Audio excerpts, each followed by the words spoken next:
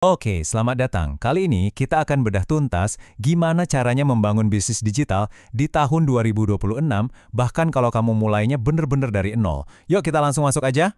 Pernah nggak sih kamu ngerasa kayak gini?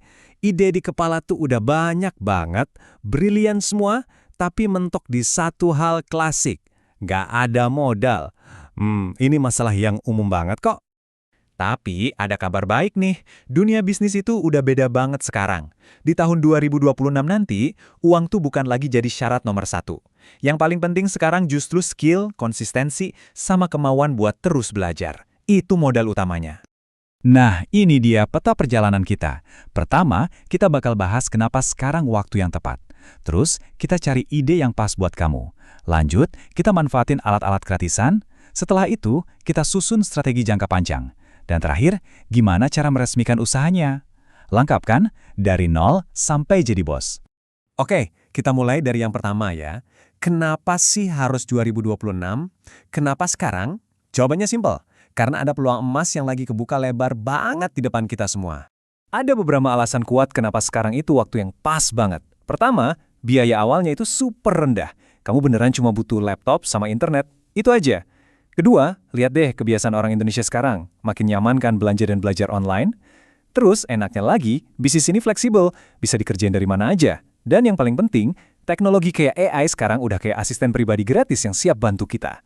Jadi fokusnya benar-benar geser dari modal duit ke modal yang sebenarnya, skill dan konsistensi kamu. Nah, sekarang kita masuk ke bagian kedua yang seru banget. Memetakan ide bisnis.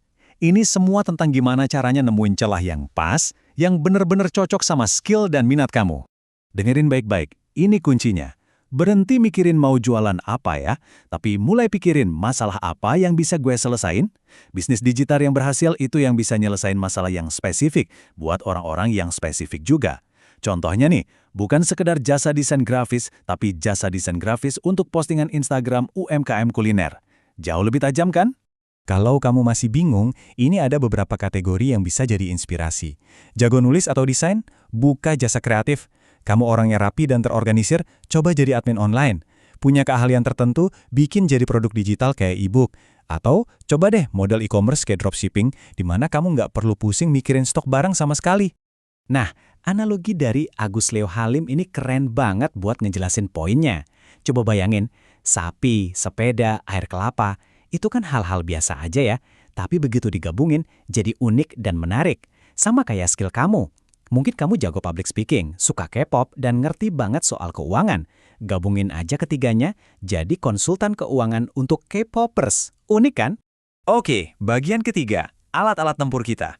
Udah punya ide, terus gimana cara ngejalaninnya tanpa keluar duit sepeser pun?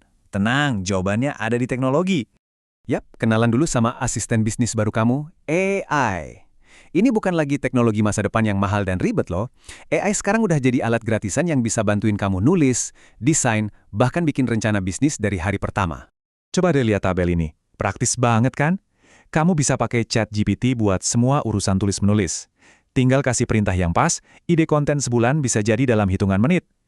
Terus, pakai Canva AI buat bikin logo atau poster yang kelihatannya profesional. Rencana bisnis, susun aja semuanya di Notion AI. Semuanya punya versi gratis yang udah lebih dari cukup buat kamu mulai. Oke, kita naik level sekarang. Kita ngobrolin soal strategi jangka panjang. Ini soal mengubah pola pikir kita dari yang cuma sekedar jualan jadi seorang pemilik bisnis sejati. Coba perhatiin deh bedanya. Pedagang itu fokusnya ke transaksi hari ini. Mungkin dia cuma jualin lagi produk orang lain. Tapi seorang pebisnis fokusnya itu membangun sistem, menciptakan value atau nilai, dan mikirnya jauh ke depan. Nah, pertanyaannya, kamu mau jadi yang mana? Salah satu sistem yang paling ampuh buat dibangun itu namanya value ladder atau tangga nilai. Gini cara kerjanya. Mulai dari kasih sesuatu yang gratis, misalnya checklist, buat narik perhatian dan bangun kepercayaan. Terus tawarkan produk yang murah, kayak e-book. Kalau mereka udah percaya, baru deh tawarkan solusi yang lebih mahal, misalnya webinar. Di puncak tangganya, kamu bisa tawarkan layanan premium kayak konsultasi. Ini cara yang elegan banget buat numbuhin bisnis. Dan yang terakhir, tapi ini penting banget. Setelah bisnis kamu mulai jalan, mulai menghasilkan, sekarang waktunya bangun fondasi hukumnya biar bisa tumbuh lebih besar lagi. Jadi, ceritanya kamu udah mulai dapat untung nih. Pasti langsung kepikiran kan? Oke, terus abis ini ngapain ya? Biar bisnis gue sah dan bisa makin gede. Jawabannya adalah NIB atau nomor induk berusaha. Gampangnya, anggap aja ini KTP-nya bisnis kamu. Ini identitas resmi pertama yang ngasih legalitas dasar dan bahkan ngebuka banyak banget pintu kesempatan di masa depan. Dan cara bikinnya sekarang? Gampang banget, serius. Kamu tinggal buka situs OSS, daftar pakai NIK kamu, isi data usaha, termasuk bidang usahanya, nanti ada kodenya namanya KBLI, dan NIB kamu bakal langsung terbit otomatis. Prosesnya cepat, online, dan yang paling penting gratis. Nggak ada lagi alasan buat nunda-nunda. Pada akhirnya, semua informasi tadi itu cuma jadi wacana kalau kita nggak ngapa-ngapain. Yang bedain orang yang cuma scrolling ide bisnis sama yang beneran berhasil itu cuma satu. Yang satu berhenti setelah nonton, yang satunya lagi langsung mulai nyoba. Sekecil apapun langkahnya. Jadi, sekarang pertanyaannya balik lagi ke kamu. Coba bayangin deh, setahun dari sekarang, kamu mungkin bakal berharap udah mulai dari hari ini. Jadi, apa satu langkah paling kecil yang bakal kamu ambil setelah ini?